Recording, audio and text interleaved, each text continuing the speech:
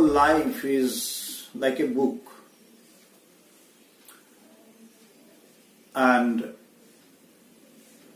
some has just started the book reading the pages, the first few pages. Some are there in the in between, or maybe in the middle. Some may be at the beginning of the end, and some may be just at the end of the book. And once we finish the whole book, we just close it and keep it aside, knowing that I know what is being said there. So there are different phases of life, As for the external world, you cannot have any definite thing as good or bad, or there is nothing like a line that this side is good, this side is bad, or this side is right, this side is wrong. You cannot have the world in just black and white, So the thing which you said, that maybe at times some students who are very new and who cannot adapt themselves or who cannot adjust themselves, they do something which really embarrasses them, and later on they cannot just continue with themselves. They are also in the same process. They are in a part of the book, and of course they are at the very beginning. When they will gradually mature up, then they will see that that portion was very much necessary. It is not an unnecessary part of life. Swami Vivekananda once said that I am really happy with myself. I have made many mistakes. I am happy for that. I have done very many good things. I am happy for that. So this sense, this great teaching. Now, who taught him? Life. So this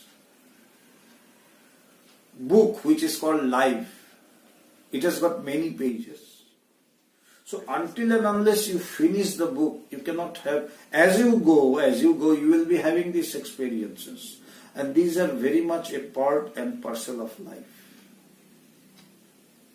And once you have this knowledge, once you have this knowledge, or you get accustomed to this knowledge, or you go bit by bit into the depths of this knowledge, you will see that nothing in this world, no knowledge, howsoever insignificant it might appear, is insignificant or not useful. Every bit of it is useful. Every bit of it. Because that is what makes life a whole thing. If I am given a choice that, okay, this is your life till now, and you take out the bad things which you have done, or the bad things which happened with you, anyone would be very happy to do so, isn't it? That I have been given a chance that I can again relive my life and I can be here, but I can take out the bad things, the bad incidents, the nightmares and all those things. But do you know what happened? Then what would happen? You cannot reach this point. Because all those things, good and bad, right and wrong, have helped me come here to this point. So it is not possible to only do good and not do anything bad. It is never possible. So these things, these undesirable things, so to say, will happen with everyone. With everyone. Today we see Bhagavan. He is going on infusing this truth day and night, relentlessly for the last 30 years. But the same Bhagavan, whom we see now, though he was not the same when this incident happened, about which I am going to refer. In one of his letters he wrote to Swami Pavitranandaji, his master, that he doesn't have enough time to chant the mantra, the japa which has been given to him by Swami Pavitranandaji, not 108 times even. Normally in the during Diksha or during the initiation, the mantra, the chanting of the thing which is given, the chant, the mantra which is given is usually instructed, you are instructed to chant it or repeat it 108 times. And he wrote that he doesn't have, or he is not getting enough time to chant or repeat that mantra just 108 times. But today we see Bhagavan. 24 hours he is talking, just not talking or speaking about God or self or Vedanta. He is infusing, he is liberating. But you cannot take out that incident and throw it away, keep aside. No, because it has helped him reach there. You know, our good times teach us very little. We do, or we commit mistakes when we have good times.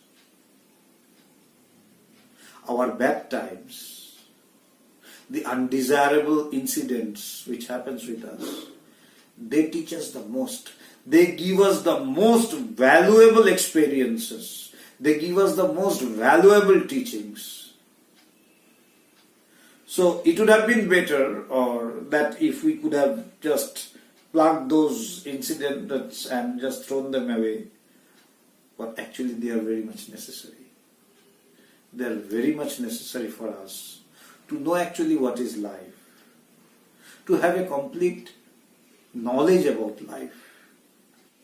One who has only seen the good things of life, one only who has seen the brighter side of life, he doesn't know the life fully. But one who has seen ups and downs, one who has seen the good and the bad, and then he could reach to a point which is beyond the good and bad, which is beyond right and wrong. When he has reached that state which remains unaffected by anything whatsoever, that person has the complete knowledge. The knowledge about the self, the knowledge about this world, his knowledge is complete. So we will be having persons like that who has committed mistakes, felt themselves embarrassed and gone away, and we will feel sorry for them.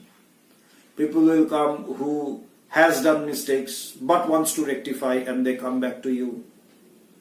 There will be persons who are on the path of rectification, but they are not getting the proper guidance. They will come to you for their guidance.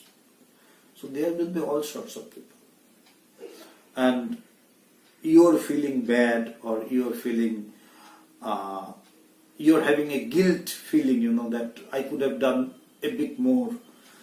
I could have made a bit more effort I would have given. That's a good thing.